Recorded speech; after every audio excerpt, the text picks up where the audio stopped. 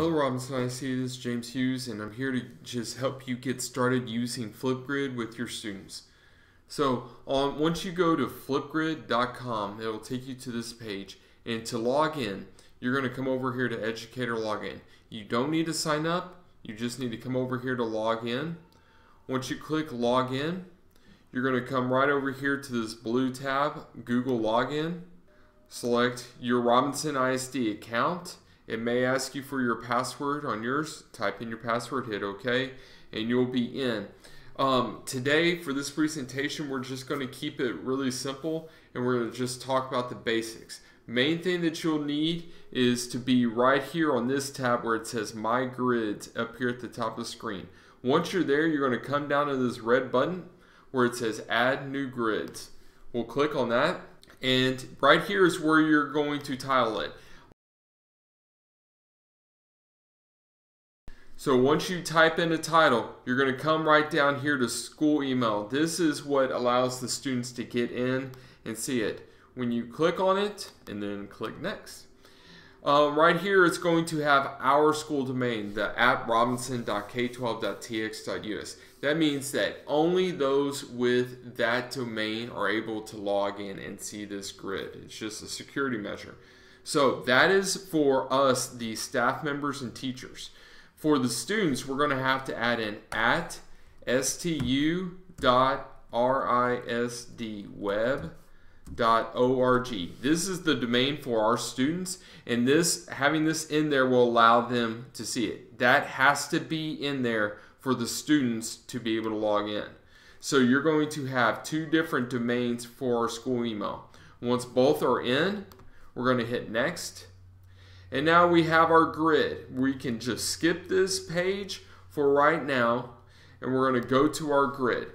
Okay, you can jazz it up if you want, but for today we're going to focus on just getting our topics in.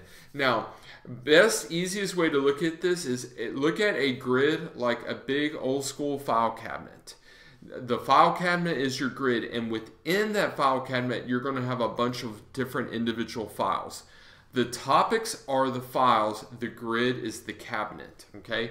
So what we're going to do is we're going to go ahead and add a new topic. And so for here, I'm going to add my title.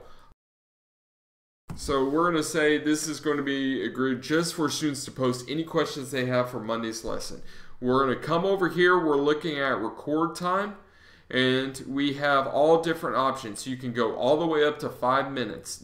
That way it just keeps them short and simple. Don't worry, if they get cut off, they can re-record. So you don't have to worry about them not having enough time. For now, we're just going to say 2 minutes, and we'll just post a question or stimulus or information. So we're going to post all questions for Monday. Now, here's what we're going to do.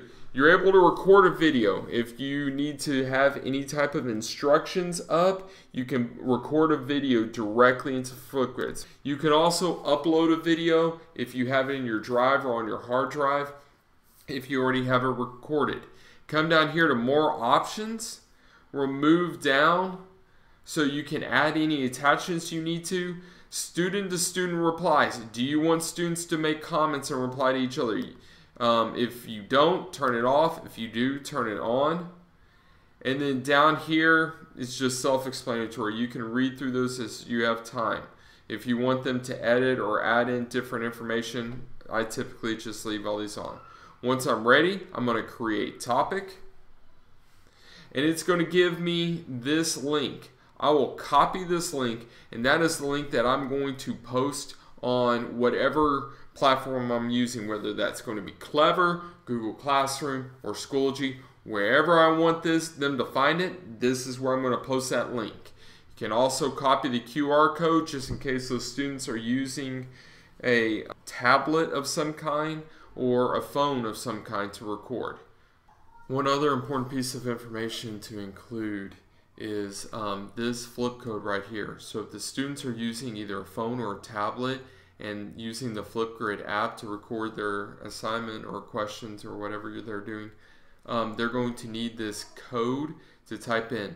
Either this code, or if you click on the share button and come over here to share QR code, this QR code right here they will need access to in order to scan it with the app through their phone and tablet. And so now, whenever students start posting information, I'm going to see it right here inside this topic. So I see that I'm in my grids. I see that the grid that I created, my social studies for 5th grade, and then my questions for Monday. So my topic's right here. I can add my picture, jazz it up if I want. And you can also start the discussion, recording a response yourself. Remember, they're going to be set to the time limit you gave them. Okay, now I'm coming back out to my grid, and say that you're going to use Flipgrid for a Q&A, or you're going to repeat using Flipgrid over and over and over again, and you don't want to recreate the wheel, you don't want to redo it every single time. So if you come down to the one that you created, so my questions for Monday that I created, I'm going to move over here to actions, and then I'm going to scroll down to where it says these two individuals. I'm going to hit duplicate topic. Destination grid, I'm going to choose the grid that I'm working on. What would you like to keep? Only the topic, no responses or replies. That just basically means you're going to keep the exact same topic. I'm going to hit duplicate it. Okay, once it has been duplicated, it will get this. I'm going to hit close. I'm going to hit refresh. Okay, once you hit duplicate, give it a few minutes. I had to wait about 5 or so minutes for mine to finally come up and show up. Once I refreshed my screen up here, it finally did come up. I have now my questions for Monday. I can go in and edit it, and instead of questions for Monday, I can change it to questions for Tuesday. I can go and take out the copy, change this right here to Tuesdays. I got my record time. I can add videos and adjust that as necessary. Topic tips and all my settings are up there. When I'm done, hit update topic. Now I scroll down. I'm in questions for Tuesday. I can go back to my grid, and I see I have a different different topics for this grid. I can see I have 2 videos here and none here. So if you have any questions, please let us know.